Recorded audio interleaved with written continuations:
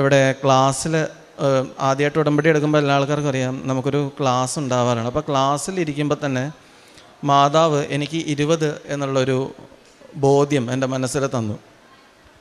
അപ്പോൾ തന്നെ ഞാൻ പൊന്നുവിൻ്റെ അടുത്ത് പറഞ്ഞു, പൊന്നു 20 എന്ന് പറഞ്ഞൊരു ദിവസം മാതാവ് എനിക്ക് കാണിച്ചു തന്നിട്ടുണ്ട്. ചിലപ്പം സെപ്റ്റംബർ 20 എനിക്ക് ജർമ്മനിയിലേക്ക് പോകാൻ പറ്റും, ജർമ്മനിയിലേക്കുള്ള വിസ എനിക്ക് കിട്ടും എന്ന് ഞാൻ വിചാരിച്ചു.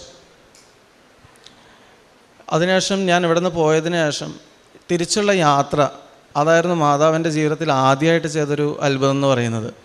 അതായത് ഞാൻ തിരിച്ചുള്ള ചെന്നൈയിലേക്കുള്ള യാത്രകളുടെ ടിക്കറ്റ് എടുത്തത് സ്ലീപ്പർ ടിക്കറ്റ് മാത്രമായിരുന്നു.